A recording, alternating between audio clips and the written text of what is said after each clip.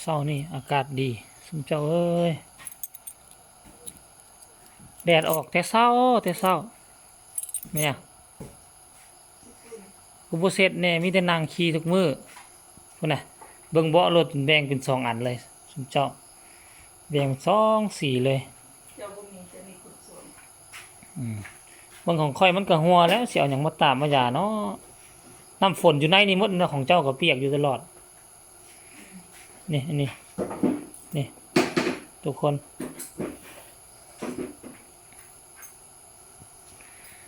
ตื่นเช้ามาก็เห็นยังภารกิจผสมน้ำยาล้างผสมน้ำยาถูพื้นคนละจอกแล้วก็กินรักษาสุขภาพ ก็ยาตัวกินเพิ่นจะเอาสิแบบน้ำแดงโอ้ยมาเบิ่งอันนี้เฮาเบิ่งเฮ้ยสิได้กินแท้3ต้นแต่ต้นนั้นมันแล้วละติหาดแล้วสิได้หว่านใหม่ก่อนซ้ำทั้งเลย นี่ซ้ำหยังนี่สิตีฮาวเรียบนี่ตีฮาวเรียบหั่นแล้วก็สิเอานี่ขึ้นใส่นี่ใบมันโป่งขึ้นทุกคนนี่นะใบมันนะ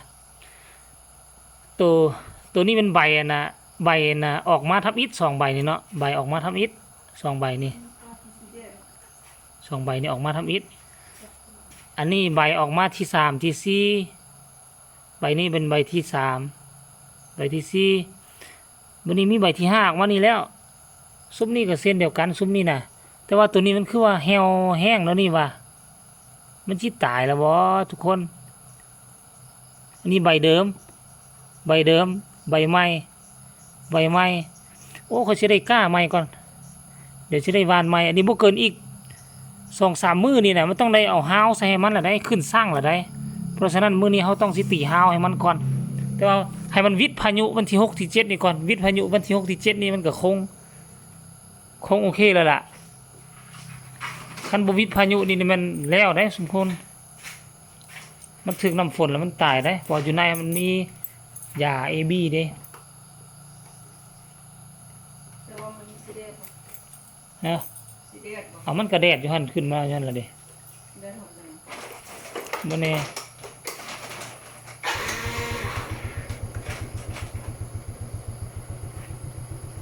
ไปเบิ่งส่วนพักเขาเด้โอ้เบิ่งหน้าก่อน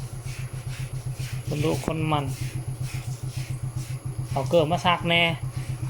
มันจะสับอ๋อห้ามคิดตัวเดียวค่ะพี่เยอะบ่เคย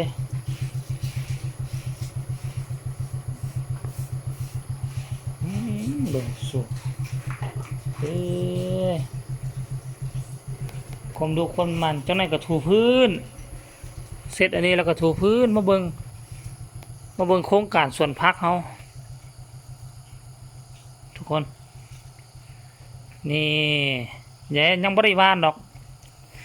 พอบ่กล้าหว่านจะมันถึกพายุหรือว่าเฮาสิหว่านเลยบ่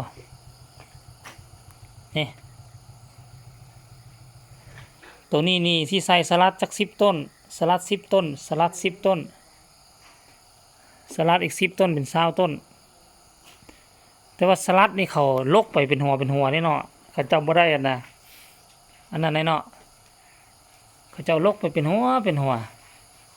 เขาเจ้าบ่ได้ตัดเอาเป็นใบตายแล้วลูกตายเอาวันนี้ก็